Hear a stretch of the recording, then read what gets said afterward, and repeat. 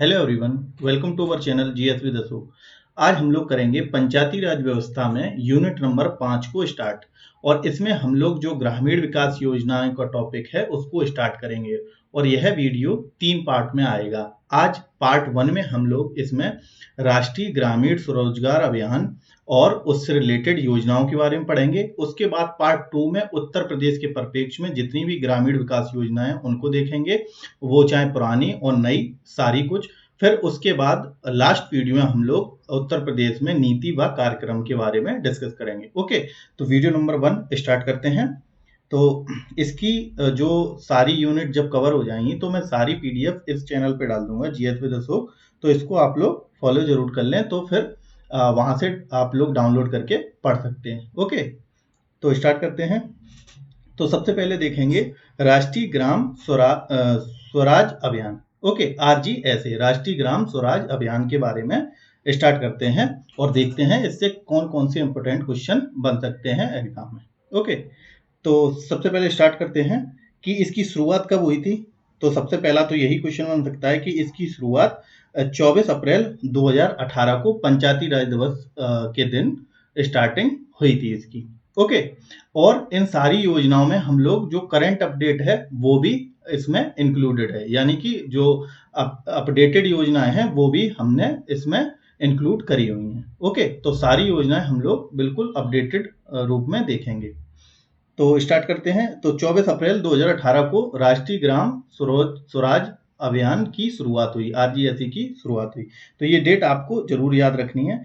फिर उसके बाद इसको लागू करने वाला मंत्रालय कौन सा है, तो वो भारत सरकार का जो पंचायती राज मंत्रालय है उसके द्वारा ये क्रियान्वयन की जा रही है। ओके, इसका लक्ष्य क्या है, अगर लक्ष्य वर्ष इसका क्या है कि 2030 तक क्या करना है, जो सस्टेनेबल डेवलपमेंट गोल हैं, जो यूएन के एसडीजी जो 17 सस्टेनेबल डेवलपमेंट गोल हैं उनको प्राप्त करना इसका लक्ष्य वर्ष है। और उसको प्राप्त करने के लिए कार्य करना इस योजना का उद्देश्य है। ठीक है, अब इसका उद्देश्य लिखा क्या है कि पंचायतों को सशक्त बनाना तथा ग्रामीण क्षेत्रों में समग्र विकास को बढ़ावा देना, ये इसका उद्देश्य है। ओके, अब देखते हैं राष्ट्रीय ग्राम स्वराज अभियान के डिटेल में उद्देश्य क्या क्या हैं। ओके, तो ये जरूर आप लोगों को पढ़ने हैं कि ग्राम पंचायतों को सशक्त बनाना और उनके प्रशासनिक कार्यों को सुधारना। ओके, फिर दूसरा उद्देश्य क्या है कि पंचायत जो प्रतिनिधि हैं और कर्मचारी हैं उनको क्या प्रशिक्षण और क्षमता का विकास करना भी इसका उद्देश्य है। फिर तीसरी चीज है सूचना प्रौद्योगिकी, यानी कि इंफॉर्मेशन टेक्नोलॉजी और ई गवर्नेंस का उपयोग को बढ़ाना। ठीक है, तो ये भी इसका उद्देश्य है। और गांव में जो भी बुनियादी सेवाएं हैं, जैसे कि क्या शिक्षा हुआ, स्वास्थ्य हुआ, पेयजल, स्वच्छता को मजबूत करना भी इसका उद्देश्य है। पंचायती राज संस्थाओं को आत्मनिर्भर बनाना। ठीक है, और नेक्स्ट उद्देश्य क्या है, एसडीजी के लक्ष्यों को, यानी कि सस्टेनेबल डेवलपमेंट गोल हैं जो, उनको ग्रामीण विकास में जोड़ना। उनके साथ में जो सस्टेनेबल डेवलपमेंट गोल हैं उनके साथ में ग्रामीण विकास को जोड़ना। अब जो लक्ष्य हैं वो हम लोग देखेंगे और उनके लिए हम लोगों की गवर्नमेंट ने कौन कौन सी योजनाएं चलाई हैं उनको हासिल करने के लिए या उनको लागू करने के लिए ग्रामीण स्तर तक, तो वो भी हम लोग देख लेंगे इसी में। ओके, तो अब नेक्स्ट देखते हैं। अब इसके प्रमुख घटक क्या क्या हैं, आरजीएसए के तहत प्रमुख घटक क्या क्या हैं। पंचायतों की क्षमता निर्माण और प्रशिक्षण। पहला घटक क्या है कि पंचायतों की जो एफिशिएंसी बढ़ाना और उसमें प्रशिक्षण देना। ठीक है, पंचायतों की क्षमता निर्माण और प्रशिक्षण। तो अब इसमें क्या होगा, जो पंचायत प्रतिनिधि हैं, अभी हम लोग पढ़ के आए ना उद्देश्य में, पंचायत प्रतिनिधि और अधिकारियों को प्रभावी शासन के लिए योजना निर्माण का प्रशिक्षण देना। ओके, फिर उसके बाद सेकंड क्या है, महिलाओं और अनुसूचित जाति जनजाति या निर्वाचित प्रतिनिधियों के लिए विशेष प्रशिक्षण कार्यक्रम भी चलाना। और तीसरा है राज्य स्तरीय प्रशिक्षण संस्थानों को विकसित करना। ओके, तो ये 3 पॉइंट आपको याद रखने हैं। फिर उसके बाद ग्राम पंचायत विकास योजना, ये दूसरा घटक है। अब ये घटक है, इसको हम लोग अभी आगे डिटेल में देखेंगे कि ग्राम पंचायत विकास योजना क्या है। तो ग्राम पंचायत डेवलपमेंट प्रोग्राम क्या है वो हम लोग आगे देखेंगे। तो इसमें है क्या, वैसे इसको डिटेल में भी आगे देखेंगे कि स्थानीय स्तर पर विकास योजना बनाने के लिए सक्षम बनाना पंचायतों को, और शिक्षा, स्वास्थ्य, महिला एवं बाल विकास, जल संरक्षण, कृषि जैसे क्षेत्रों पर ध्यान देना। ओके, और फिर क्या है, डेटा आधारित योजना और ई गवर्नेंस को बढ़ावा देना भी इस जो ये घटक है इसका, जो ग्राम पंचायत विकास योजना वो उसका है।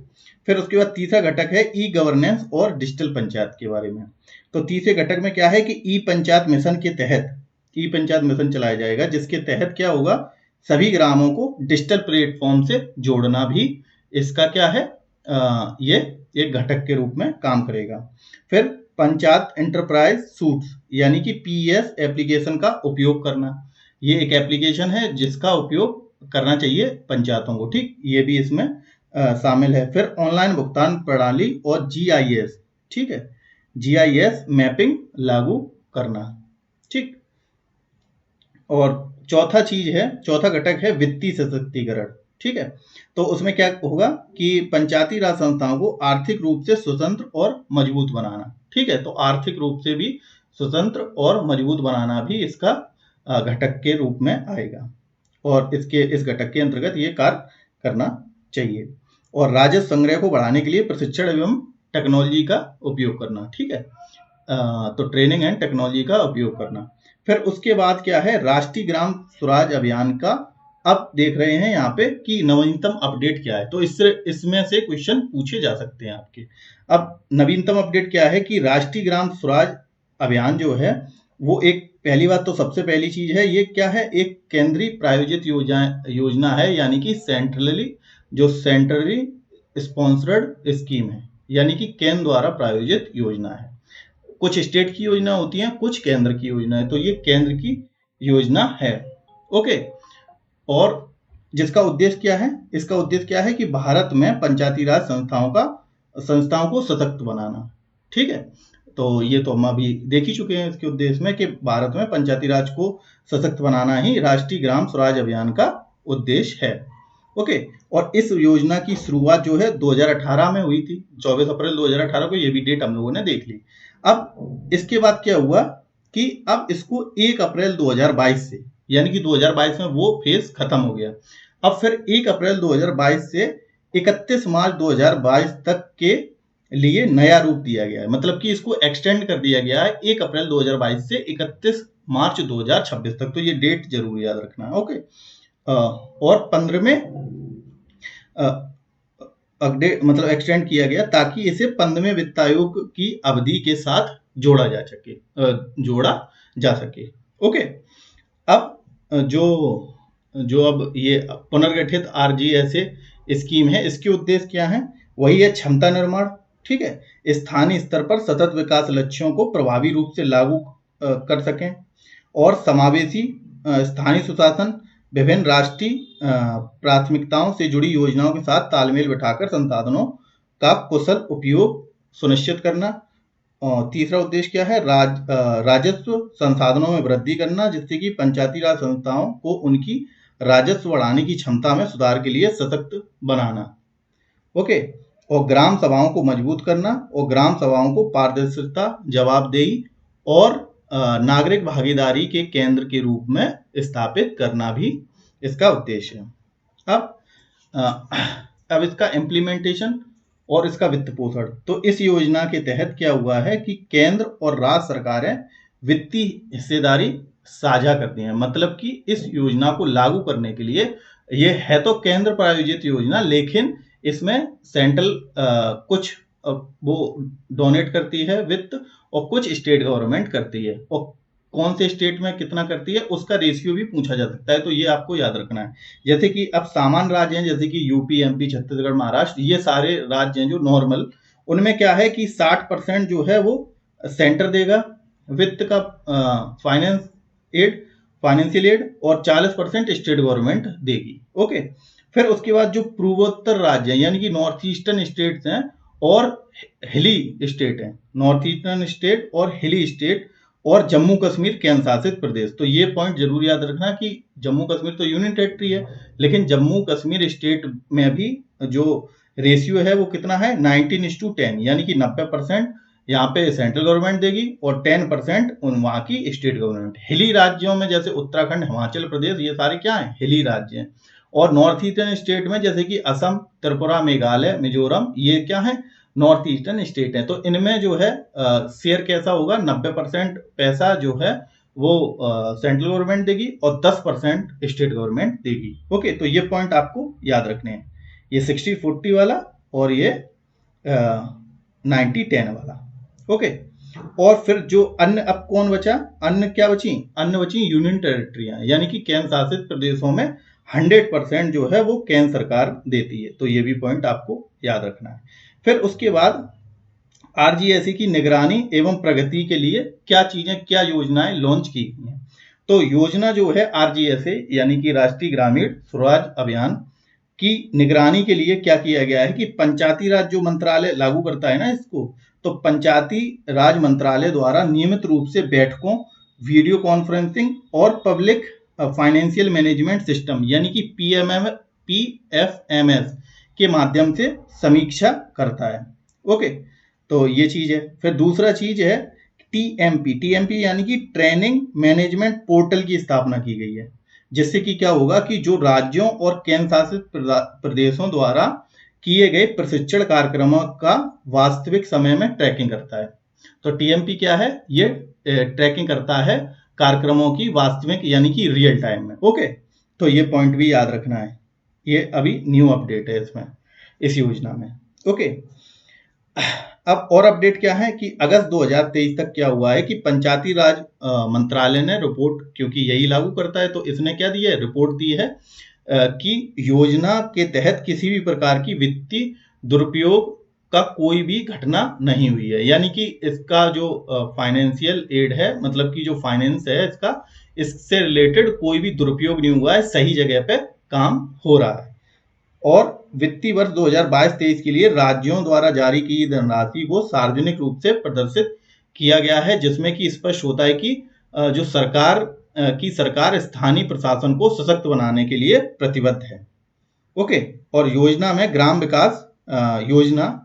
पंचायत विकास योजना यानी कि ग्राम पंचायत डेवलपमेंट प्रोग्राम और अन्य डिजिटल निगरानी तंत्रों के साथ जोड़ा जा रहा है, जिससे कि स्थानीय प्रशासन की क्षमता बढ़ सके। ओके, तो ये हो गया। अब जो राष्ट्रीय ग्राम स्वराज अभियान है, इसके तहत कौन सी इंपोर्टेंट योजना है, जैसे कि ई पंचायत मिशन है, इसके अंतर्गत एक योजना, इसमें क्या है कि पंचायतों को डिजिटल रूप से सक्षम बनाना इसका उद्देश्य है। इस मिशन का, ई पंचायत मिशन का उद्देश्य क्या है कि पंचायतों को डिजिटल रूप से सक्षम बनाना। दूसरा है ग्राम पंचायत विकास योजना, इसके बारे में अभी पढ़ेंगे। इसमें क्या है, स्थानीय स्तर पर विकास योजनाएं बनाना और पंचायत प्रतिनिधि व प्रशिक्षण कार्यक्रम है, और स्वच्छ भारत मिशन के साथ तालमेल, ये भी। तो ये इसकी प्रमुख योजना है इसके साथ। अब इसका निष्कर्ष क्या है कि जो राष्ट्रीय ग्राम स्वराज अभियान है उससे हुआ क्या है कि ग्राम पंचायतों को सशक्त बनाने तथा ग्रामीण विकास को बढ़ावा देने के लिए एक प्रमुख पहल है राष्ट्रीय ग्राम स्वराज अभियान। इससे क्या हुआ है कि पंचायतों की क्षमता बढ़ी है, और जिसमें कि अपने गांव में स्वास्थ्य, शिक्षा, स्वच्छता, पेयजल और बुनियादी ढांचे का विकास कर सकती हैं। इस योजना का मुख्य उद्देश्य गांवों को आत्मनिर्भर बनाना और डिजिटल रूप से सक्षम बनाना ही इसका उद्देश्य है। ये हम लोग देख चुके। अब देखते हैं जो उसमें ये था ना, ग्राम पंचायत डेवलपमेंट प्रोग्राम। अब इसके बारे में देखते हैं कि ग्राम पंचायत डेवलपमेंट प्रोग्राम क्या है। तो ग्राम पंचायत डेवलपमेंट प्रोग्राम एक क्या है, होलिस्टिक प्लान है, यानी कि समग्र योजना है, जिसके तहत ग्राम पंचायत द्वारा अपने क्षेत्र में विकास के लिए जिसके द्वारा क्या होता है, जिससे प्रत्येक ग्राम पंचायत द्वारा अपने क्षेत्र के विकास के लिए तैयार किया जाता है, और यह योजना स्थानीय आवश्यकताओं, संसाधन और प्राथमिकताओं के आधार पर बनाई जाती है।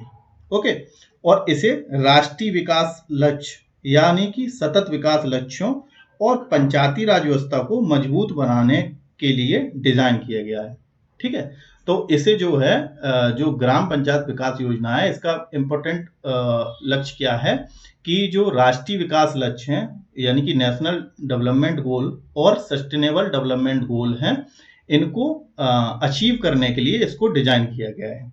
और अब इसके उद्देश्य क्या होंगे कि ग्राम पंचायतों को अधिक सशक्त बनाना और जवाबदेह बनाना, गांव के विकास से संबंधित योजनाओं को प्रभावी ढंग से लागू करना, ये भी इसका उद्देश्य है इस योजना का, और स्थानीय स्तर पर आवश्यक सेवाओं को बढ़ावा देना, समावेशी एवं टिकाऊ विकास सुनिश्चित करना। अब इस योजना की कुछ विशेषताएं हैं, जिसमें कि पहली है समावेशी योजना निर्माण। ठीक है, इसमें क्या है कि ग्राम पंचायत, ग्राम सभा और स्थानीय लोगों की भागीदारी से ये योजना बनती है, और इस प्रक्रिया में महिला, गरीबों और पिछड़े वर्गों और युवाओं की सक्रिय भागीदारी को प्रोत्साहित किया जाता है। तो ये इसकी एक विशेषता है, जिसमें कि समावेशी योजना निर्माण मतलब कि जो योजना निर्माण में सबको शामिल किया जाए। ओके, अब फिर क्या है, वित्तीय संसाधनों का सही उपयोग, ये दूसरी विशेषता है। इसके अंतर्गत क्या है कि जो 15वां वित्त आयोग है उससे मिलने वाले फंड्स का उचित उपयोग, मतलब सही जगह पे वो फंड लगे जो भी मिल रहा है। और इसमें क्या होगा, मनरेगा, प्रधानमंत्री आवास योजना और जल जीवन मिशन व अन्य केंद्र और राज्य योजनाओं के साथ समन्वय।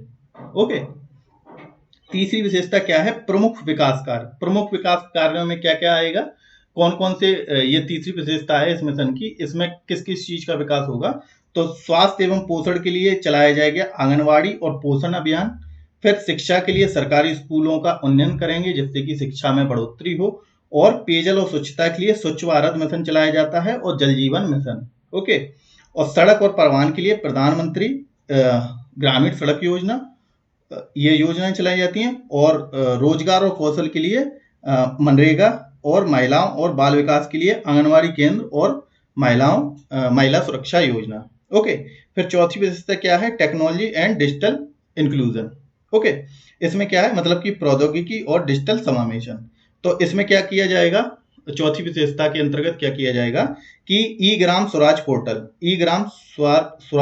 की स्थापना की गई, जिसके माध्यम से क्या होगा कि जो योजनाएं हैं यानी कि स्कीम्स हैं उनका डिजिटलाइजेशन होगा। ठीक है, तो ई ग्राम स्वराज पोर्टल से ये चीज होगी। फिर उसके बाद डैशबोर्ड मॉनिटरिंग सिस्टम, उसमें क्या, उसके तहत क्या योजनाओं की निगरानी हो सकेगी, जो योजनाएं चल रही हैं उनकी निगरानी कि कितने को लाभ मिला नहीं मिला। और फिर स्वामित्व योजना के तहत क्या होगा, भूमि रिकॉर्ड जो है, जो लैंड रिकॉर्ड हैं उनका डिजिटलाइजेशन होगा।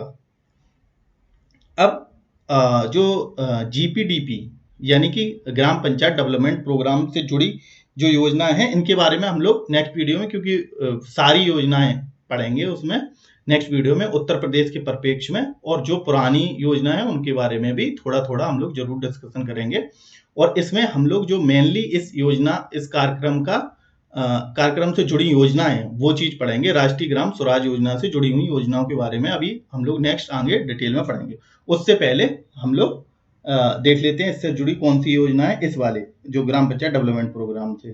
तो मनरेगा है, और स्वच्छ भारत मिशन है, और प्रधानमंत्री आवास योजना है, जल जीवन मिशन है, राष्ट्रीय ग्रामीण स्वास्थ्य mission, national rural health mission, और दीनदयाल उपाध्याय ग्रामीण कौशल योजना। ठीक, तो ये इस जो योजना है इससे जुड़ी हुई योजनाएं हैं, मतलब कि इसके द्वारा इनका भी डेवलपमेंट होगा। अब देखते हैं, अब ये बहुत इंपॉर्टेंट है कि राष्ट्रीय ग्राम स्वराज योजना में हम लोगों ने पहले पॉइंट देखा था कि क्या था इसका गोल, 2030 तक सस्टेनेबल डेवलपमेंट गोल को अचीव करना, यही है ना। तो राष्ट्रीय ग्राम स्वराज अभियान और सतत विकास लक्ष्यों में क्या संबंध है, तो क्या है कि जो राष्ट्रीय ग्राम स्वराज अभियान है, इसका मुख्य उद्देश्य क्या है कि ग्राम पंचायतों को सशक्त बनाकर, जो ग्राम पंचायतें हैं अपने भारत में जितनी भी, उनको सशक्त बनाकर उनमें सतत विकास लक्ष्य यानी कि सस्टेनेबल डेवलपमेंट गोल्स को स्थानीय स्तर पर लागू करवाना ही इसका उद्देश्य है। ओके, और ये चल किसके तहत रहा है, राष्ट्रीय ग्रामीण स्वराज अभियान के तहत। और जो यूएन ने 2030 एजेंडा के तहत 17 जो है सस्टेनेबल डेवलपमेंट गोल निर्धारित किए गए थे, जिनसे क्या हुआ, जिन्हें भारत सरकार विभिन्न योजनाओं के माध्यम से पूरा करने का प्रयास कर रही है। मतलब कि जो 17 गोल हैं यूएन के, सस्टेनेबल डेवलपमेंट गोल, उनको प्राप्त करने के लिए भारत ने कई योजनाएं चलाई हुई हैं, वो भी हम लोग अभी आगे देखते हैं कि प्रयास कर रही है। और आरजीएसए जो है, आरजीएसए यानी कि आरजीएसए इन लक्ष्यों को ग्राम पंचायतों के माध्यम से जमीनी स्तर पर लागू करने में महत्वपूर्ण भूमिका निभा रहा है।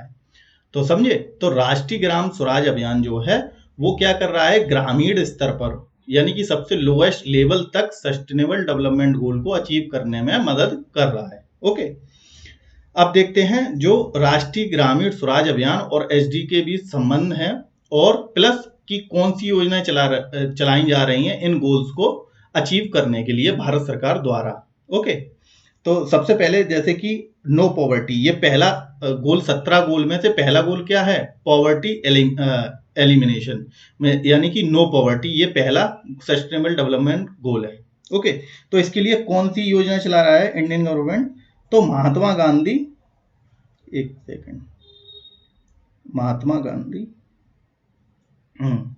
तो इसके लिए कौन सी योजना चला रहा है, मनरेगा, यानी कि Mahatma Gandhi national rural employment guarantee act चला रहा है 2006 में जो आया था। ओके, फिर उसके बाद दूसरी योजना कौन सी है, राष्ट्रीय सामाजिक सहायता प्रोग्राम। ठीक है, तो राष्ट्रीय सामाजिक सहायता प्रोग्राम क्या होता है, वृद्धावस्था विधवा व विकलांग को पेंशन।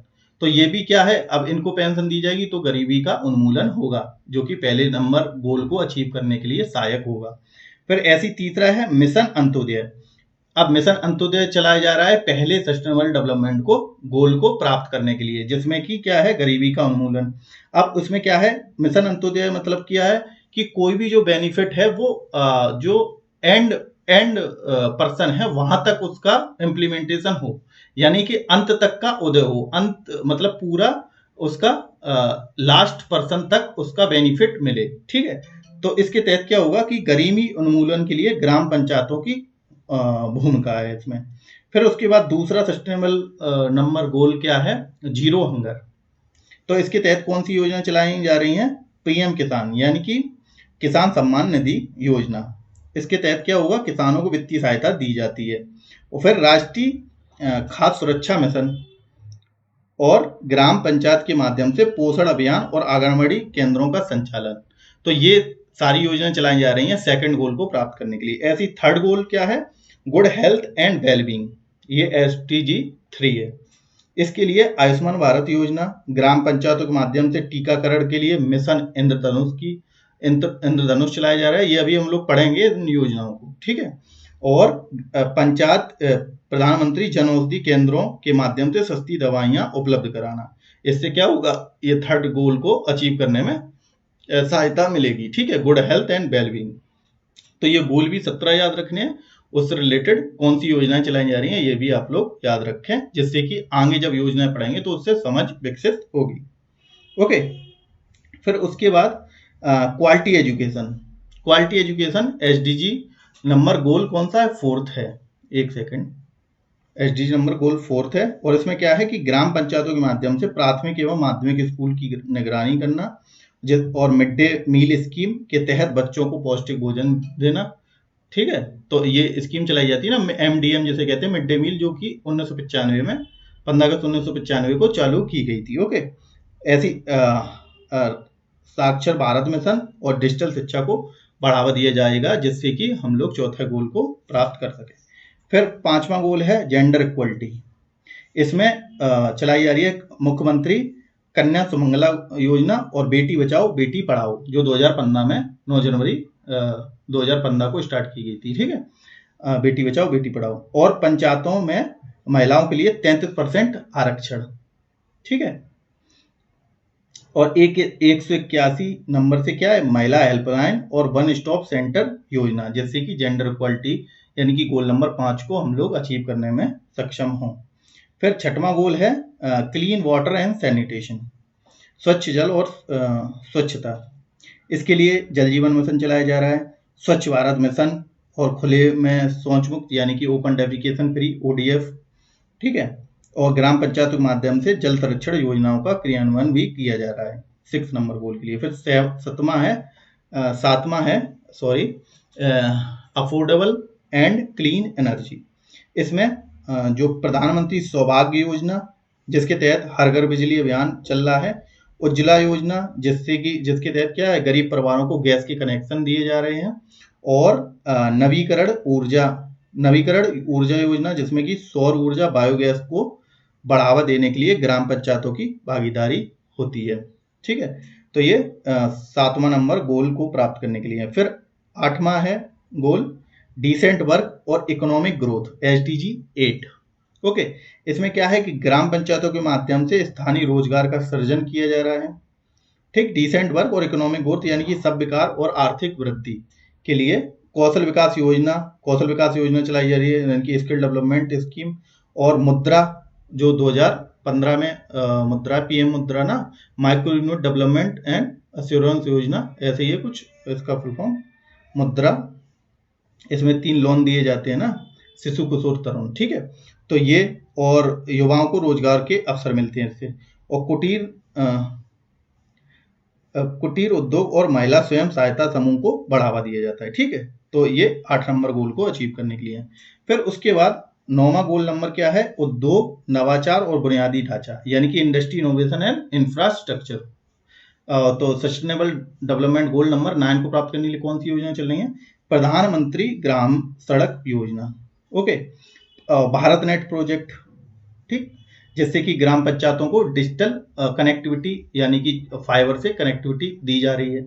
उसके बाद स्वरोजगार और छोटे उद्योगों को बढ़ावा। फिर 10वां नंबर गोल क्या है, रिड्यूस इनइक्वालिटी। इसमें पंचायती राज संस्थाओं के माध्यम से हाशिए पर रहने वाले, यानी कि बिल्कुल हाशिए मतलब सबसे एंड पॉइंट पर रहने वाले वर्गों के सशक्त बनाना, मतलब बिल्कुल सबसे सीमा पर रहने, सीमांत गरीब जिन्हें कहते हैं, उनको सशक्त बनाना। और ST ST की महिला व SC ST के लोग, यानी कि शेड्यूल कास्ट, शेड्यूल ट्राइब, महिला और विकलांग के कल्याण के लिए योजनाओं का क्रियान्वयन, इससे ही तो इनइक्वालिटी कम होगी। और फिर उसके बाद गरीबों को सामाजिक सुरक्षा योजनाओं से जोड़ना। ओके, अब 11वां नंबर गोल क्या है, ये है सस्टेनेबल सिटीज एंड कम्युनिटीज। इसके लिए गांव में टिकाऊ विकास के लिए ये अभी हम लोगों ने पढ़ा, ग्राम पंचायत डेवलपमेंट प्रोग्राम, और स्वच्छता एवं कचरा प्रबंधन और हरित ऊर्जा को, ग्रीन एनर्जी को बढ़ावा देना, और गांव को आत्मनिर्भर बनाना और ग्रामीण बुनियादी ढांचे का विकास करना। फिर 12 नंबर गोल क्या है, रिस्पॉन्सिबल कंजप्शन एंड प्रोडक्शन। इसमें क्या है, ग्राम पंचायतों को ठोस मतलब solid and liquid waste management, ग्राम पंचायतों में जो solid and liquid waste management उपयोग करना। फिर उसके बाद ऑर्गेनिक खेती एंड नेचुरल रिसोर्सेज का सतत उपयोग, मतलब इस तरीके से उपयोग जो कि हम लोगों की फ्यूचर जनरेशन को फायदा मिले उससे, और उनके लिए वो रिसोर्स अवेलेबल रहें। इस तरीके से हम लोगों को नेचुरल रिसोर्स का यूज करना है, क्योंकि सस्टेनेबल डेवलपमेंट गोल का यही तो मतलब है कि हम रिसोर्स को इस तरीके से उपयोग करें जिससे कि हम लोगों की फ्यूचर जनरेशन उन चीजों को उपयोग में ला सके। ठीक है, फिर ग्राम पंचायतों में टिकाऊ विकास व कृषि तकनीकों को बढ़ावा देना। 13वां नंबर गोल क्या है, क्लाइमेट एक्शन। इसके लिए क्या है, ग्राम पंचायतों में जल संरक्षण व वृक्षारोपण अभियान चलते ही हैं। ठीक है, वाटर मैनेजमेंट और वाटर कंजर्वेशन और ये वृक्षारोपण यानी कि ट्री प्लांटेशन के प्रोग्राम चलते ही हैं। पारंपरिक जल स्रोतों के संरक्षण करना, ठीक है, जो कन्वेंशनल सोर्स ऑफ जल के जो सोर्स हैं उनको क्या संरक्षण यानी कि उनको कंजर्व करना, और ग्राम पंचायत स्तर पर जो आपदा प्रबंधन है उसकी तैयारी करना। ठीक है, डिजास्टर मैनेजमेंट की ग्राम पंचायत स्तर तक तैयारी करना, उससे क्या होगा, क्लाइमेट एक्शन को जो गोल है 13 नंबर, उसको मैंने अचीव करने में मदद मिलेगी। फिर 14वां नंबर गोल क्या है, लाइफ बिलो वाटर। तो इसमें क्या है, नदियों और जलाशयों का संरक्षण करना और ग्राम पंचायतों को जल प्रदूषण से रोकना। 15वां क्या है, लाइफ ऑन लैंड। इसमें क्या है, वृक्षारोपण कार्यक्रम, वन रक्षण कार्यक्रम, ग्राम पंचायतों में बायोडाइवर्सिटी कंजर्वेशन प्रोग्राम और भूमि सुधार और जल संरक्षण योजनाएं। फिर उसके बाद 16 नंबर गोल क्या है, peace, justice and strong institution. Okay, तो न्याय और सशक्त संस्थाएं। तो 16वां ये है। इसके लिए क्या है, ग्राम पंचायत सशक्त बनाना तथा पारदर्शिता सुनिश्चित करना, ई पंचायत व डिजिटल पंचायत डिजिटल गवर्नेंस को बढ़ावा देना, स्थानीय स्तर पर विवाद का निपटान तंत्र को मजबूत करना। ओके, अब 17वां नंबर और लास्ट नंबर गोल क्या है? भागीदारी के लिए साझेदारी, पार्टनरशिप्स फॉर द गोल्स। तो राज्य सरकार, केंद्र सरकार और अंतर्राष्ट्रीय संस्थाओं के सहयोग से योजनाओं का क्रियान्वयन करना। दूसरी चीज है ग्राम पंचायतों को गैर सरकारी संगठन जो एनजीओ होते हैं और निजी क्षेत्र से जोड़ना। सार्वजनिक निजी भागीदारी यानी कि पब्लिक प्राइवेट पार्टनरशिप के माध्यम से विकास को बढ़ावा देना। तो ये हो गए हमारे 17 गोल, और इसे अचीव करने के लिए क्या प्रोग्राम चल रहे हैं वो चीज हम लोगों ने देख ली। अब नेक्स्ट है, अब इससे जुड़ी हुई जो योजना है मेन इससे राष्ट्रीय ग्रामीण स्वराज अभियान से, तो उससे रिलेटेड जो स्कीम्स है उसके बारे में देख लेते हैं। बाकी और सारी जो योजनाएं हैं उत्तर प्रदेश के परिप्रेक्ष्य में वो हम लोग जिसके जस्ट नेक्स्ट वीडियो में करेंगे। ओके, तो स्टार्ट करते हैं। पहली योजना है प्रधानमंत्री जन धन योजना। ओके, तो बहुत इंपॉर्टेंट है, पूछी जा सकती है। तो प्रधानमंत्री जन धन योजना जो कि कब चालू हुई थी, शुरुआत कब हुई थी? 28 अगस्त 2014। ओके, अभी नहीं, हाँ ओके। और लॉन्च करने प्रधानमंत्री मोदी जी ने इसे लॉन्च किया था। और इसको कौन सा मंत्रालय चलाता है? तो वित्त मंत्रालय। ओके, फाइनेंस मिनिस्ट्री, तो ये भी याद रखना है। और इसका नारा भी याद रखना है, मेरा खाता भाग्य विधाता। ओके, तो जो प्रधानमंत्री जन धन योजना है इसका नारा क्या है? मेरा खाता भाग्य विधाता। ओके, अब इस योजना का उद्देश्य क्या है? इस योजना का उद्देश्य है, प्रधानमंत्री जन धन योजना का उद्देश्य है देश के प्रत्येक परिवार को बैंकिंग सेवाओं से जोड़कर वित्तीय समावेशन को बढ़ावा देना। ओके, इसका उद्देश्य है कि मतलब पूरे इंडिया में सारे लोग जो वो है वित्तीय समावेशन करना, यानी कि फाइनेंशियल इंक्लूजन करना, कि उनका एक डिजिटल सेविंग अकाउंट हो जिससे कि वो बैंकों से जुड़ सकें। ओके, इसका ये उद्देश्य है। और क्या है? यह जो योजना है विशेष रूप से किसके लिए है? कि जो गरीब हैं या मजदूर हैं या वंचित वर्ग हैं उनके लिए बैंकिंग सुविधाएं जो हैं उनके घर तक पहुंचाना। ठीक है, ये इसका मेन एम था। ओके, तो उद्देश्य ये एक बार पढ़ने उद्देश्य है, विशेषताएं ये केवल पढ़ने के लिए हैं, और जो फैक्ट हैं वो केवल याद करने के लिए, जैसे कि मोटो याद रखना, कौन सी मिनिस्ट्री है ये याद रखना। इसका उद्देश्य तो पढ़ के आप लोग समझ ही जाएंगे। फिर इसकी प्रमुख विशेषताएं क्या है? विशेषताएं आपको जरूर याद रखनी है कि बैंक में खाता खोलने की सुविधा, और इसमें क्या है? जीरो बैलेंस बैंक अकाउंट है। ठीक है, मतलब कि बिना किसी डिपॉजिट के इसमें बैंक अकाउंट खोला जा सकता है। और इसमें क्या मिलेगा? रुपे डेबिट कार्ड मिलेगा, ना कि क्रेडिट। तो इसमें क्या मिलेगा? एटीएम कार्ड भी मिलेगा जो कि रुपे का होगा। ओके, तो खाता धारक को रुपे क्रेडिट कार्ड दिया जाता है, तो ये भी पॉइंट याद रखने का है। अब इसमें एक तो ये चीज हो गई, अकाउंट खुलेगा जीरो बैलेंस, इसमें रुपे का डेबिट कार्ड मिल जाएगा, प्लस इसमें क्या मिलेगा? बीमा कवर भी मिलेगा। कितना? 2 लाख तक का। तो ये पॉइंट भी आपको याद रखना है, 2 लाख तक का क्या मिलेगा? बीमा कवर। और 30,000 रुपए का, ठीक है, 30,000 रुपए तक का लाइफ इंश्योरेंस कवर। ठीक है, 30,000 रुपए तक का लाइफ इंश्योरेंस कवर भी दिया गया है। लेकिन कब? इसमें ये कंडीशन याद रखना कि जो 28 अगस्त 2018 से पहले जो खाता खुला है, मतलब 2018 के बाद ये वाला पॉइंट हट गया है लाइफ इंश्योरेंस वाला। तो जो 28 अगस्त 2018 से पहले जो अकाउंट है उनमें 30,000 तक का लाइफ इंश्योरेंस भी है। फिर इसमें ओवरड्राफ्ट फैसिलिटी है। मतलब कि क्या हुआ इसका? ओवरड्राफ्ट मतलब कि जितना तो अकाउंट में रुपए है उससे ज्यादा रुपए हम लोग निकाल सकते हैं, उसे कहते हैं ओवरड्राफ्ट। कि मेरे अकाउंट में जितना अमाउंट है उससे ज्यादा ओवरड्राफ्ट, मतलब कि ज्यादा रुपए निकाल सकते हैं। तो इसमें कितने तक का है? तो 6 महीने तक खाते में नियमित लेन देन होने पर, 6 महीने के नियमित लेन देन होने पर है। ठीक है, 6 महीने तक वहां पे ट्रांजेक्शन होना चाहिए, तब 10,000 रुपए तक का ओवरड्राफ्ट फैसिलिटी मिलती है। ये भी पॉइंट याद रखने वाला है, ये तो याद ही रखने हैं। फिर उसके बाद डीबीटी का बेनिफिट, मतलब कि डायरेक्ट बेनिफिट ट्रांसफर, इसमें क्या है, जो भी सरकारी सब्सिडी है, जैसे कि एलपीजी है, एलपीजी की सब्सिडी होती है, मनरेगा है, पेंशन है, इनका क्या होगा, इसमें सीधा ट्रांसफर इस अकाउंट में आपके हो जाएगा।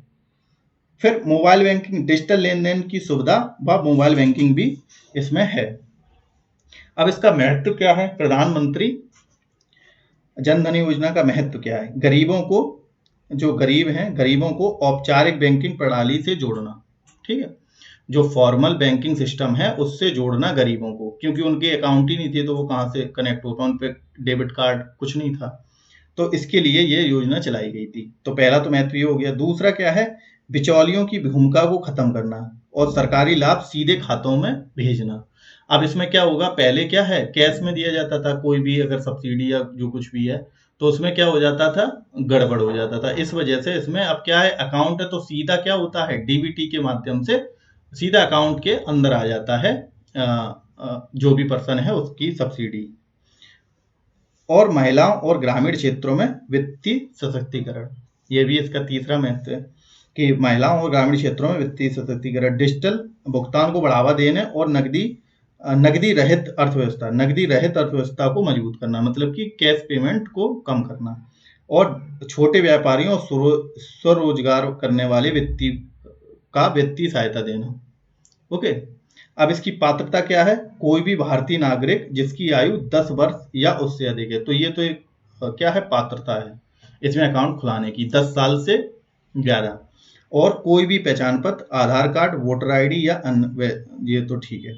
फिर प्रक्रिया क्या है, ये तो कोई पूछ ही नहीं जाएगी, लेकिन एक बार ये देख लें कि निकटतम बैंक शाखा, पोस्ट ऑफिस या बैंक मित्र जो गांव में आके आपका जो बैंक मित्र होते हैं वो क्या होते हैं, उनके माध्यम से खाता खोला जा सकता है उसमें, और आधार और मोबाइल नंबर और 2 पासपोर्ट साइज फोटो, ये कुछ नहीं पूछा जाएगा। फिर क्या है, प्रधानमंत्री के तहत खोले गए खाते अब तक, ठीक है, तो ये लेटेस्ट रिकॉर्ड है जहां तक कि इसमें क्या हुआ है कि 50 करोड़ से अधिक जनधन अकाउंट अभी खोले जा चुके हैं, ठीक है, तो 50 करोड़ से अधिक जनधन खाते खोले जा चुके हैं, और इन खातों में 2 लाख करोड़ से अधिक की राशि जमा भी है, ठीक है, तो 50 करोड़ अकाउंट हैं, जनधन अकाउंट खुल चुके हैं 50 करोड़ से ज़्यादा, और उनमें 2 लाख करोड़ से ज़्यादा क्या है, जमा हो चुका है। और इसमें क्या है, 55% जितने भी खाते खुले हैं उनमें 55% तो महिलाएं हैं, उनके अकाउंट खोले गए हैं, और 67% खाते ग्रामीण व अर्धशहरी क्षेत्रों में खोले गए हैं। ये भी पॉइंट आपको याद रखना है कि जो 67% जो भी अकाउंट है वो गाँव में खोले गए हैं, ठीक है, गाँव में या अर्धशहरी क्षेत्रों में, यानी कि टाउन्स में। अब इनके लाभार्थी तो हम लोगों ने देख लिया कि गरीब हैं, श्रमिक, किसान, छोटे व्यापारी, महिलाएं, समाज वंचित वर्ग, मनरेगा मजदूर, असंगठित यानी कि अनऑर्गेनाइज्ड सेक्टर वाले कर्मचारी। ओके, अब इससे रिलेटेड अन्य योजनाएं ये हम लोग देखेंगे। इसमें क्या है, प्रधानमंत्री जनधन योजना में खाताधारकों के लिए अन्य योजनाओं के लाभ भी आसानी से मिल जाते हैं। अगर ये चीज है आपके पास उसका अकाउंट है, तो जैसे कि जो प्रधानमंत्री सुरक्षा बीमा योजना है, ये अभी हम लोग देखेंगे, उसमें 20 लाख तक का दुर्घटना बीमा, ये अगर ये अकाउंट है तो ये स्कीम आसानी से आप अप्लाई कर पाएंगे। ऐसी प्रधानमंत्री जीवन ज्योति योजना अभी आगे देखेंगे, मुद्रा योजना, अटल पेंशन योजना, ठीक, तो इस खाते के माध्यम से ये योजनाओं का लाभ आपको आसानी से मिल जाएगा अगर अकाउंट है। अब सेकंड स्कीम देखते हैं इंपॉर्टेंट, जो कि है मिशन इंद्रधनुष। अब इसकी स्टार्टिंग डेट क्या है, 25 दिसंबर, गुड गवर्नेंस डे 2014। ओके, तो ये अटल बिहारी वाजपेयी जी का जन्मदिन है 25 दिसंबर को, उसी दिन 2014 में इस योजना की शुरुआत हुई, मिशन इंद्रधनुष। इंद्रधनुष में कितने कलर होते हैं, 7, ठीक है, विबग्योर ऐसे कहते हैं ना, तो इंद्रधनुष क्योंकि इसमें 7 टीके, इस वजह से ये इंद्रधनुष नाम रखा गया है। तो इसका लॉन्च मोदी जी ने, और इसका जो मंत्रालय कौन है, तो स्वास्थ्य एवं परिवार कल्याण मंत्रालय, health and family welfare ministry जो है इसको इम्प्लीमेंट करती है। तो इसका उद्देश्य क्या है, बच्चों, अब इसका उद्देश्य जरूर याद रखना आप लोग कि जो बच्चे हैं और गर्भवती महिलाएं, ठीक, बच्चे और गर्भवती महिलाओं को संपूर्ण टीकाकरण सुनिश्चित करना, जिससे कि जो संक्रामक बीमारियां हैं उनको रोका जा सके। तो 25 दिसंबर 2014 को ये क्या हुआ था, लॉन्च हुआ था मोदी जी द्वारा, और गुड गवर्नेंस डे के दिन। मंत्रालय था health and family welfare ministry, and इसका जो एम है, जो लक्ष्य है इसका, वो क्या है, उद्देश्य क्या है, मतलब ऑब्जेक्टिव क्या है, ये है बच्चों और गर्भवती महिलाओं को टीकाकरण करना, जिससे कि उनमें संक्रामक रोग ना हो सके। अब इसके उद्देश्य और क्या है कि 2 वर्ष तक के बच्चों और गर्भवती महिलाओं का टीकाकरण, तो 2 वर्ष तक के बच्चे या जो गर्भवती महिलाएं उनका टीकाकरण, और 2020 तक डेटा, ये यहाँ तक अपडेट है, 2020 तक 90% टीकाकरण कवरेज का लक्ष्य हो चुका है और अभी भी जारी है। उन बच्चों तक पहुंचना जो किसी कारणवश नियमित टीकाकरण से छूट गए हैं, और 5 वर्ष तक के बच्चों के लिए 7 जानलेवा बीमारियां। अब 7 जानलेवा बीमारियां इसमें और भी ऐड कर दी गई, लेकिन स्टार्टिंग में इसमें 7 टीके थे, ठीक, 7 जानलेवा बीमारियों के लिए टीके थे, तभी इसका नाम क्या था, इंद्रधनुष। ओके, अब देखते हैं सेकंड कि कौन सी जो बीमारियां हैं जिनके लिए ये टीकाकरण किया जाता है। तो इसमें है diphtheria, pertussis, tetanus, polio, tuberculosis, hepatitis और HIV।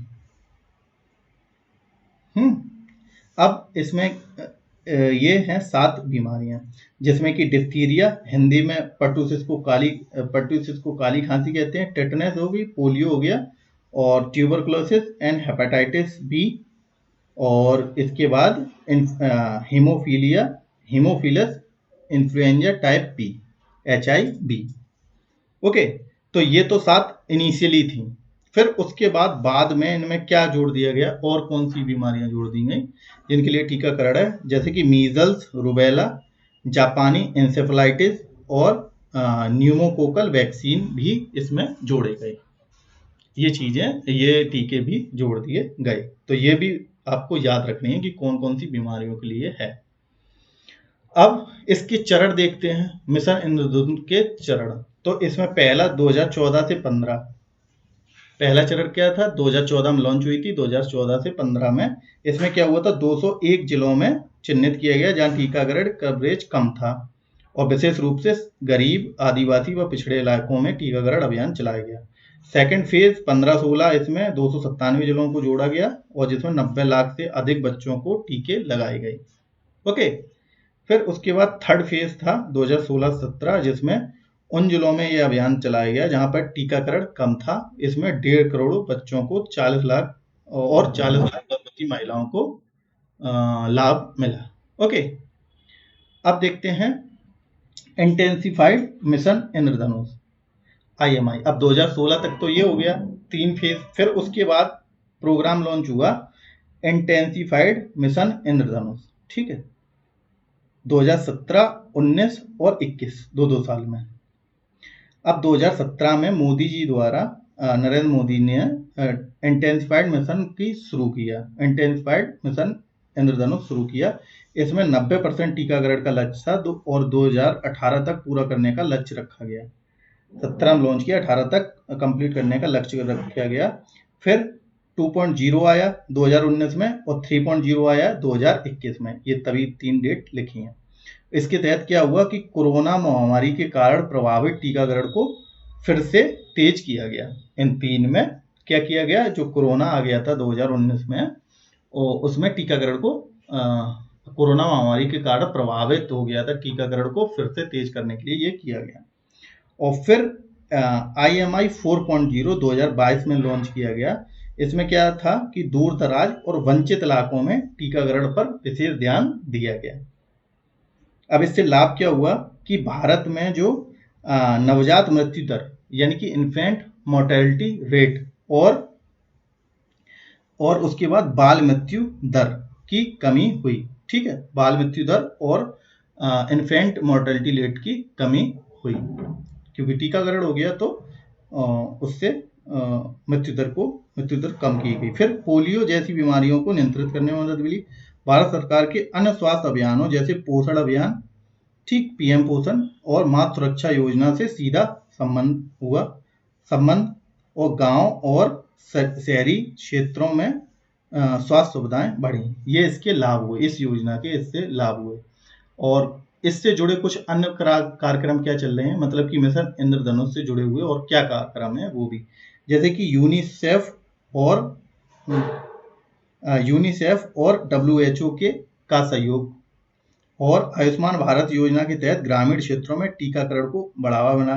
हर घर दस्तक अभियान 2021 में जो लॉन्च किया था, उसमें क्या हुआ, हर घर जाकर छूटे हुए बच्चों को टीकाकरण किया गया।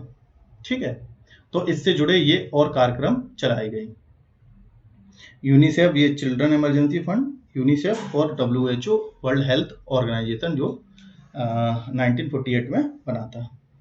ओके, अब देखते हैं नेक्स्ट योजना, प्रधानमंत्री उज्ज्वला योजना। ओके, प्रधानमंत्री उज्ज्वला योजना, इसकी शुरुआत कब हुई, 1 मई 2016। ओके, 1 मई 2016 लेबर डे। अब इसमें क्या हुआ कि लॉन्च तो मोदी जी ने ही किया, और इसको इम्प्लीमेंट कौन करता है, petroleum and natural gas ministry. ठीक है, पेट्रोलियम एंड प्राकृतिक गैस मंत्रालय द्वारा इसे लॉन्च किया गया। तो ये तो डेट तो याद रखनी है। फिर इसका उद्देश्य क्या था, गरीब परिवारों को स्वच्छ LPG उपलब्ध कराना, जिससे महिलाओं के स्वास्थ्य में सुधार हो और वायु जो एयर पोल्यूशन है उसमें कमी आए। ओके, तो प्रधानमंत्री उज्ज्वला योजना के उद्देश्य क्या है, गरीब परिवारों को महिलाओं को बिना लागत के LPG कनेक्शन प्रदान करना, रसोई में लकड़ी, कोयला, गोबर के उपले,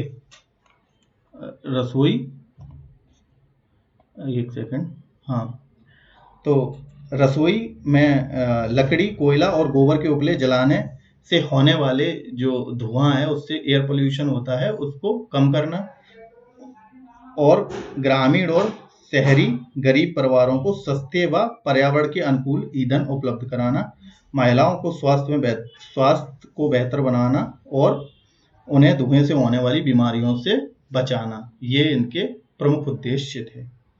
अब इसकी एलिजिबिलिटी क्या है, सबसे पहली तो गरीबी रेखा से नीचे यानी कि बिलो पॉवर्टी लाइन जीवन यापन करने वाली महिलाओं के लिए वो एलिजिबल होंगी, और प्रधानमंत्री आवास योजना के लाभार्थी, मतलब कि जो प्रधानमंत्री आवास योजना है उसके लाभार्थी हैं, वो भी इसमें एलिजिबल है। SC/ST समुदाय की महिलाएं, और OBC और चाय बागान के मजदूर परिवार, और दीनदयाल अंत्योदय योजना। ओके, दीनदयाल अंत्योदय योजना। इसके बाद क्या है कि जो असम, मणिपुर, त्रिपुरा और अन्य राज्यों में चाय बागान मजदूर, तो ये इसमें एलिजिबल होंगे इतने लोग। और इसके लाभ क्या है कि 1600 की वित्तीय सहायता के साथ निःशुल्क LPG कनेक्शन मिलेगा। ठीक है, तो 1600 रुपए की वित्तीय सहायता के साथ में निःशुल्क LPG कनेक्शन मिलेगा, और पहले सिलेंडर और गैस चूल्हे की लागत पर सरकारी सब्सिडी भी मिलेगी। कनेक्शन के लिए कोई सुरक्षा जमा यानी कि कोई भी सिक्योरिटी डिपॉजिट भी नहीं करना होगा।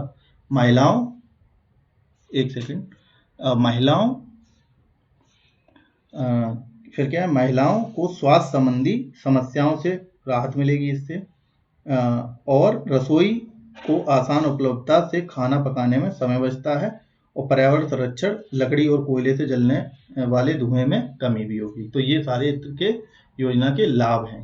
ओके, अब फिर उसके बाद प्रधानमंत्री जो उज्ज्वला योजना वो 2.0 आई, जो कि कब आई, 2021 में। तो 10 अगस्त 2021 10 अगस्त 2021 को प्रधानमंत्री जो उज्ज्वला योजना 2.0 लॉन्च की गई, और इसमें क्या हुआ कि नए लाभार्थियों की पहले गैस सिलेंडर की रिफिल और गैस स्टोव मुफ्त दिया गया। इसमें क्या हुआ, जो नए लाभार्थी थे उन्हें पहले गैस सिलेंडर की रिफिल और गैस स्टोव को मुफ्त दिया गया, और 5 करोड़ अतिरिक्त जो 5 करोड़ अतिरिक्त परिवारजनों को इसमें कवर करने का लक्ष्य रखा गया, और eKYC के माध्यम से ऑनलाइन आवेदन की सुविधा इसमें लागू हुई 2.0 में। अब जो उज्ज्वला योजना का क्या प्रभाव है, उसमें 2016 जब से ये लॉन्च हुई योजना और 2023 तक का ये अपडेटेड है, 2016 से 23 तक 9.6 करोड़ से अधिक गैस कनेक्शन दिए जा चुके हैं और ग्रामीण क्षेत्रों में महिलाओं के स्वास्थ्य में सुधार हुआ है। रसोई घर में धुएं से होने वाली बीमारियों में कमी आई है, जंगलों की कटाई कम हुई है और पर्यावरण को सुरक्षा हुई है। महिलाओं के जीवन स्तर सुधरा जिससे कि उन्हें अधिक समय मिला। अब नेक्स्ट स्कीम देखते हैं उजाला योजना। उजाला योजना का मतलब क्या है? Unnat Jyoti by affordable LED for all, ये इसका फुल फॉर्म है। ओके, अब इसकी शुरुआत हुई थी 1 मई 2015 को। ओके, उजाला योजना की शुरुआत 1 मई 2015 को मोदी जी ने, और इसका क्या है, ये मंत्रालय, ये विद्युत मंत्रालय द्वारा, भारत सरकार द्वारा लागू की जाती है। और एजेंसी कौन सी है? इसे लागू करने वाली एजेंसी का भी नाम पूछा जा सकता है, तो energy efficiency services limited, energy efficiency services limited EESL द्वारा इस एजेंसी द्वारा इसे इम्प्लीमेंट किया जाएगा। इसका उद्देश्य क्या था? पूरे भारत में ऊर्जा की बचत करने के लिए एलईडी बल्ब, ट्यूबलाइट और पंखों का वितरण करना, ये इसका उद्देश्य था। अब इसके और उद्देश्य में क्या आएगा? सस्ते दरों पर एलईडी बल्ब, ट्यूबलाइट और ऊर्जा कुशल पंखों को उपलब्ध कराना, घरेलू व वाणिज्यिक उपयोग यानी कि घर के लिए और कमर्शियल के लिए उपभोक्ताओं को बिजली खपत में कमी लाना, उनकी बिजली खपत में कमी लाना, देश में बिजली की बचत करना और ऊर्जा सुरक्षा को बढ़ावा देना, पर्यावरण संरक्षण और कार्बन उत्सर्जन को कम करना, एलईडी बल्बों का उपयोग को बढ़ावा देना जिससे कि पुराने जो पारंपरिक बल्ब हैं उनको हटाना। अब इसमें इस योजना के तहत मिलने वाले उत्पाद कौन कौन से हैं? एक तो 9 वाट का एलईडी बल्ब और 20 वाट का एलईडी ट्यूबलाइट और 5 स्टार ऊर्जा कुशल पंखे, 5 स्टार रेटिंग वाले पंखे। एलईडी बल्ब अधिक रोशनी देता है और 80% तक बिजली भी कम खपत करता है जो ट्रेडिशनल बल्ब हैं उनकी तुलना में।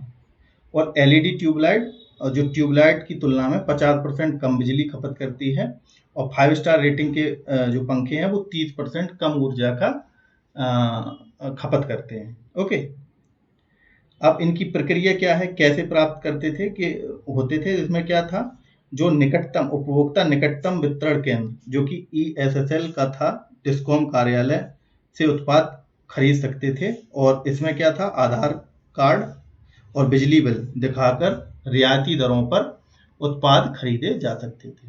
और कई राज्यों में तो EMI के विकल्प भी उपलब्ध थे जहां पर बिजली बिल में मामूली अतिरिक्त राशि जोड़कर भुगतान भी किया जाता था। ओके, अब इसमें कीमतें, जो एलईडी बल्ब वो 70 से 80 रुपए का था, एलईडी ट्यूबलाइट 200 से 250 और पंखे 1100 से 1200 के। अब इसके लाभ क्या हुए? 15 से 20% बिजली बिल कम आया, पर्यावरण जो प्रदूषण है वो कम हुआ, ऊर्जा कुशल उपकरणों का उपयोग हुआ, देश में बिजली की मांग में संतुलन बना, घर, सड़कों और सरकारी इमारतों में उज्ज्वलता बढ़ी। अब इसके इफेक्ट क्या है? अभी तो कुल 36 करोड़ से अधिक एलईडी जो बल्ब है वो वितरित किए जा चुके, मतलब डिस्ट्रीब्यूटेड हो चुके हैं। ओके, और 1.8 करोड़ से अधिक ट्यूबलाइटें और 20 लाख से अधिक पंखे और 47,000 मिलियन किलोवाट घंटे की बिजली की बचत हो चुकी है, ठीक हो गई है।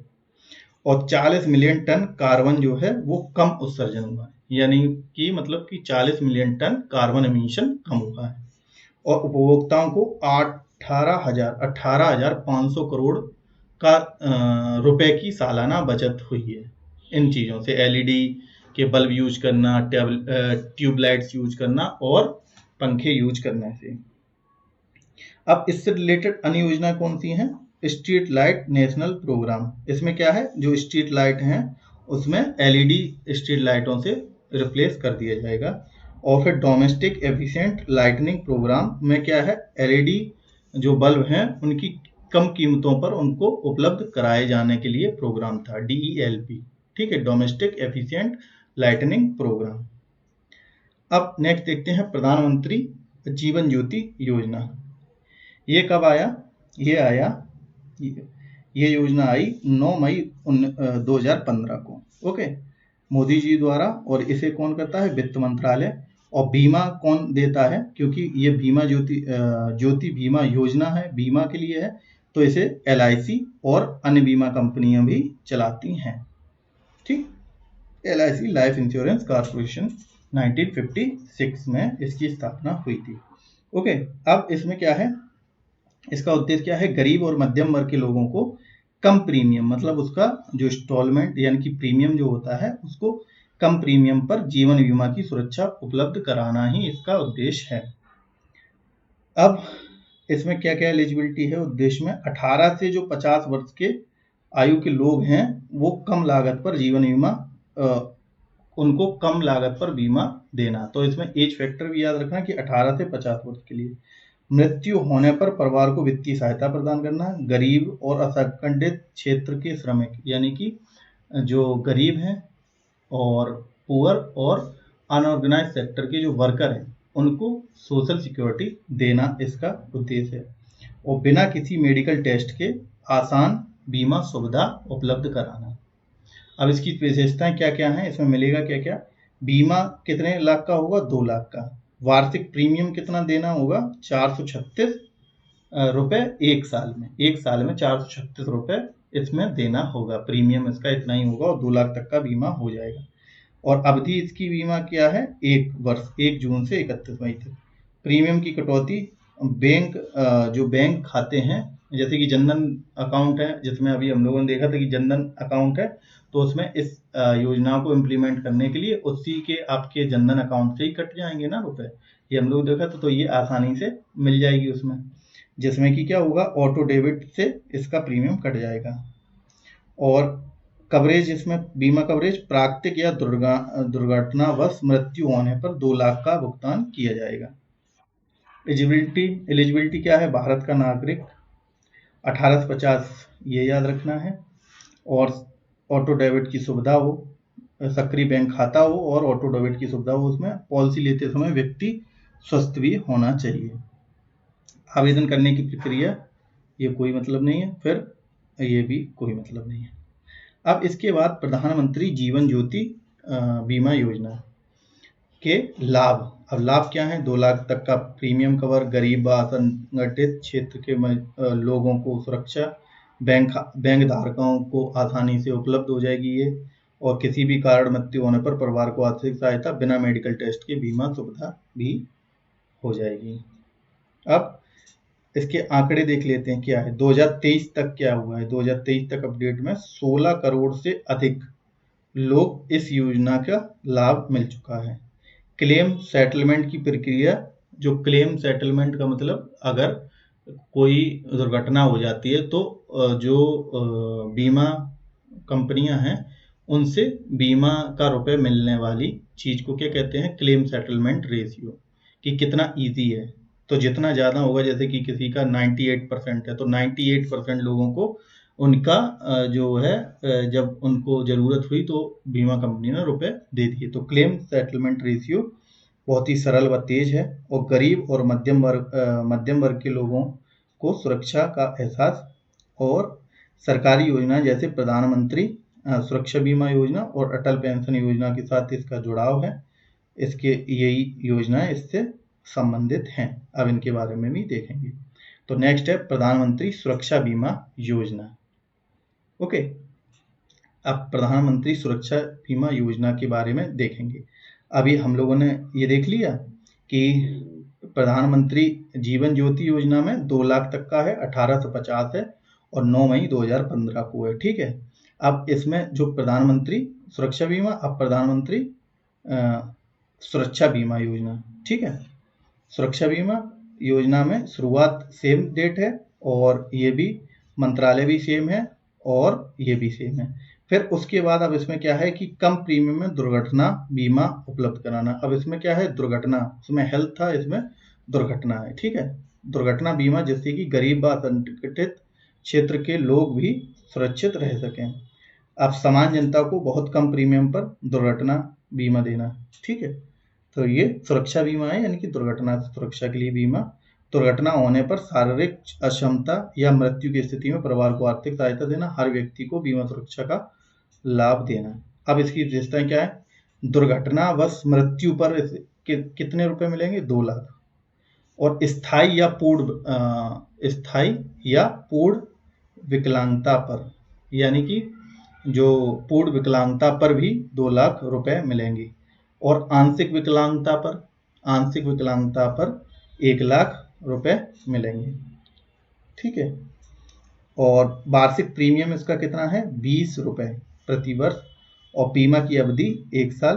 प्रीमियम कटौती ऑटो डेबिट वही सेम है, बस ये आपको पॉइंट याद रखने हैं कि अगर मृत्यु हो जाएगी तो 2 लाख, अगर पूर्ण अपंगता हो गई तो 2 लाख, अगर आंशिक अपंगता यानी कि विकलांगता होगी तो 1 लाख। प्रीमियम 20 रुपए प्रति वर्ष और इतना। एलिजिबिलिटी, अब एलिजिबिलिटी में ये याद रखना है, उसमें 50 था और 18 से 50, इसमें 18 से 70 तक है, यही पूछा जा सकता है। और ठीक है, बाकी तो ये कॉमन है।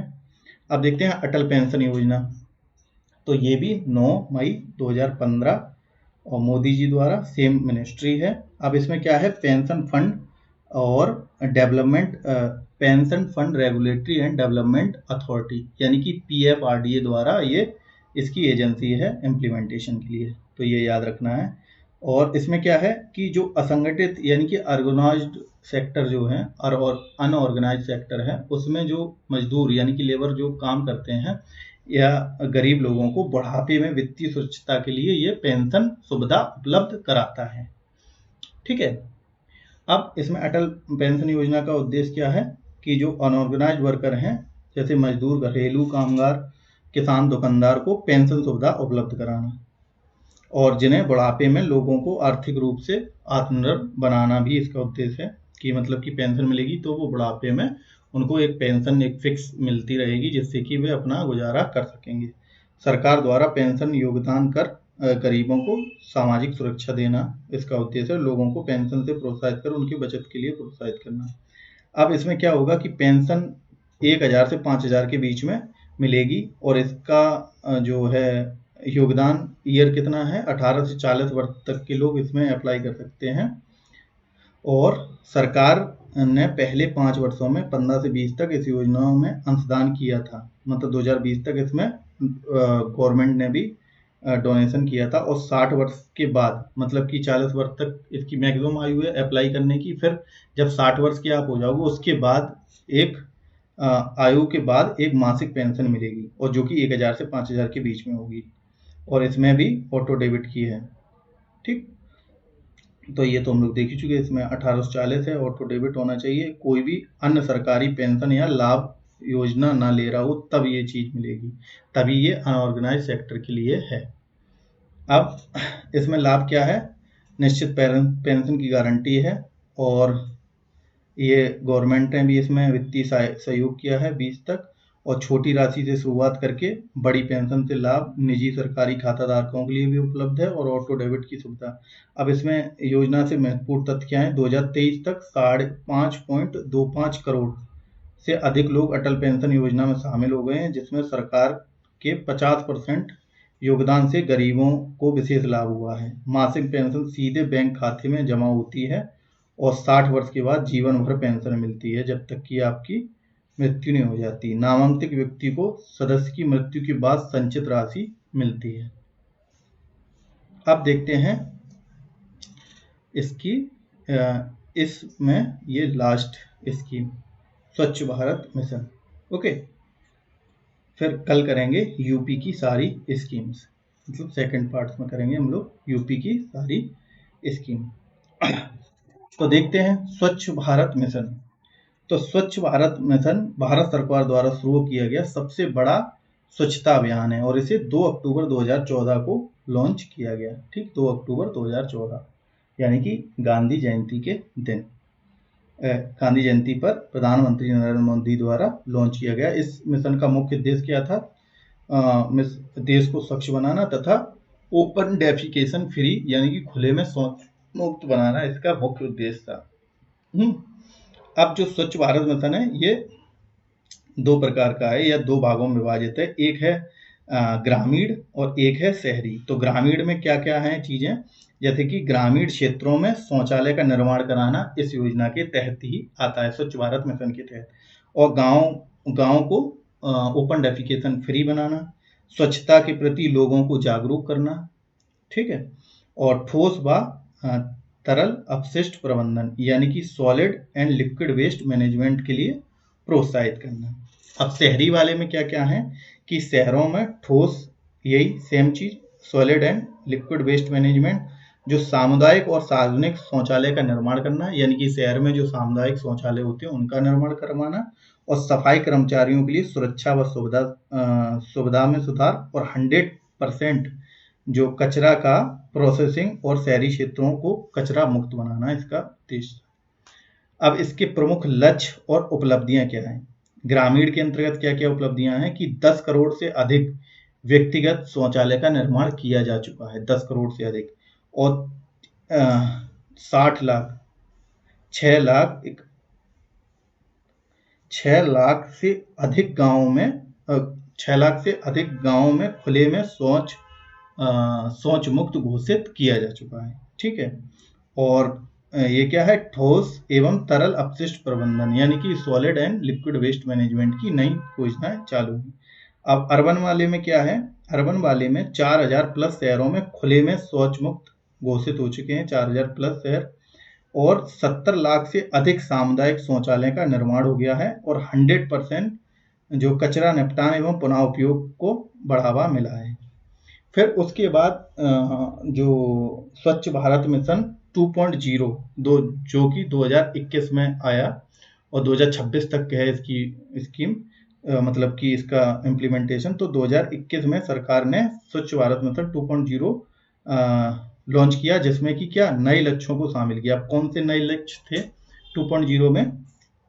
तो कचरा मुक्त शहर बनाना, गंदे नालों और sewage treatment plant, sewage management में सुधार करना, बायोमेडिकल व प्लास्टिक के कचरे का जो उचित निपटान, जल संरक्षण और गंदे पानी के पुनः उपयोग को बढ़ावा, स्वच्छता जागरूकता अभियान के लिए नई तकनीकों का उपयोग।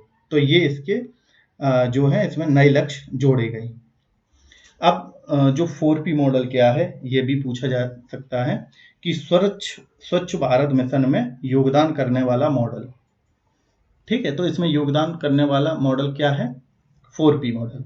तो स्वच्छ भारत मिशन की सफलता में 4P मॉडल पर आधारित जो निम्नलिखित तत्वों में शामिल है। P एक, तो 4P मतलब कि 4P, तो एक P मतलब पहली P मतलब पब्लिक, तो जनता की भागीदारी इस मिशन की रीढ़ है, यानी कि इस मिशन को अगर इम्प्लीमेंट करना है तो लोगों को भागीदारी करनी पड़ेगी। ओके। उसके बाद स्वच्छता ही सेवा जैसे अभियानों को प्रेरित किया गया, और नागरिक द्वारा स्वच्छता ऐप के माध्यम से गंदगी की शिकायत दर्ज करना स्वच्छता ऐप के कारण, और बिहेवियर चेंज कम्युनिकेशन के जरिए लोगों को स्वच्छता के प्रति जागरूक करना। ओके। तो ये जो चीजें हैं ये क्या है? पहली P में ये इंक्लूजन होगा। फिर दूसरा है प्राइवेट यानी कि कॉर्पोरेट पार्टिसिपेशन। इसमें क्या है? जो कंपनियां हैं, कंपनियां अपने जो कॉर्पोरेट सोशल रिस्पॉन्सिबिलिटी यानी कि CSR फंड में शौचालय निर्माण को योगदान कर रही हैं। स्वच्छ भारत कोष में निजी कंपनियों और संगठनों द्वारा सहयोग, और स्वच्छता से जुड़े स्टार्टअप और कंपनियां जैसे कचरा recycling, waste to energy plant को सरकार का समर्थन, ठीक है। उसके बाद तीसरा P क्या है? तो ये जो चार हैं 4P मॉडल, इसी से क्या है जो स्वच्छता कार्यक्रम को सफल बनाया जा सकता है। फिर क्या है? Political leadership. इसमें क्या है? प्रधानमंत्री नरेंद्र मोदी जी और राज्य सरकारें इन अभियानों को प्राथमिकता दी है और पंचायत, नगरपालिका और स्थानीय निकायों को सक्रिय रूप से शामिल किया गया। सांसदों, विधायकों और अपने क्षेत्र में स्वच्छता को बढ़ावा देने के लिए जिम्मेदारी दी गई है। फिर क्या है? पार्टनरशिप यानी कि कोलैबोरेशन। इसमें क्या है? राष्ट्रीय व अंतर्राष्ट्रीय संस्थानों के साथ साझेदारी की गई। यूनिसेफ, WHO और विश्व बैंक जैसी संस्थाओं का सहयोग मिला। सिविल सोसाइटी और NGO यानी कि नॉन गवर्नमेंट ऑर्गेनाइजेशन की भागीदारी मिली। स्कूल कॉलेजों में स्वच्छता अभियान चला। तो ये 4P मॉडल है, इसकी सहायता से स्वच्छता कार्यक्रम को सफल बनाया गया और आगे भी और सफल बनाया जा सकता है। फिर उसके बाद स्वच्छ भारत मिशन के प्रमुख अभियान क्या है? स्वच्छता ही सेवा। स्वच्छता ही सेवा अभियान लोगों को नियमित स्वच्छता कार्यों में भाग लेने के लिए प्रेरित करना, ये अभियान है। गंगा ग्राम योजना, गंगा के किनारे जितने भी बसे गांव हैं उन्हें ODF और स्वच्छ बनाना, इससे जुड़े ये मिशन है। मिशन के जो इस योजना से जुड़े अभियान हैं, तो एक तो स्वच्छता ही सेवा अभियान, गंगा ग्राम योजना, 100% कचरा प्रबंधन मिशन, जैविक व अजैविक कचरे का सही निपटान, और प्लास्टिक मुक्त अभियान। प्लास्टिक मुक्त भारत अभियान में प्लास्टिक के कचरे को हटाने के लिए पुनः उपयोग पर ध्यान देना, और स्वच्छ सर्वेक्षण, शहरी व सफाई रैंकिंग में प्रतिस्पर्धा के लिए वार्षिक सर्वेक्षण। अब इससे जुड़े लाभ क्या हैं? इस मिशन से जुड़े लाभ हैं, स्वास्थ्य में सुधार होगा अगर क्लीनलीनेस रहेगी, पर्यावरण संरक्षण रहेगा, पर्यटन को बढ़ावा मिलेगा, महिला सशक्तिकरण और आर्थिक लाभ। ओके, तो ये हमारा इसका कंप्लीट हो गया। अब निष्कर्ष में क्या है कि स्वच्छ भारत मिशन भारत में सबसे बड़े जन आंदोलन में से एक है। इसमें लाखों लोगों की जीवन शैली में सुधार किया है और भारत को स्वच्छ बनाने के लक्ष्य की ओर अग्रसर किया है। और 4P मॉडल में पब्लिक है, प्राइवेट है, पॉलिटिकल लीडरशिप एंड पार्टनरशिप ने इस मिशन को सफल बनाने में महत्वपूर्ण भूमिका निभाई है। स्वच्छ भारत इस मिशन की सफलता हम भागीदारियों पर निर्भर है। ओके, तो ये तो हमारा पार्ट फर्स्ट कंप्लीट हो गया। ओके, अब इसके बाद नेक्स्ट पार्ट में हम लोग करेंगे जो उत्तर प्रदेश की सारी योजनाओं के बारे में हम लोग देखेंगे। ओके, जो मेन पॉइंट है जिससे क्वेश्चन पूछे जा सकते हैं वो हम लोग कवर करेंगे। ओके, धन्यवाद। अगर वीडियो अच्छा लगा हो तो लाइक करें, और अगर कोई भी सुझाव हो तो कमेंट में जरूर दें, उसको मैं इम्प्लीमेंट करूंगा। ओके, धन्यवाद।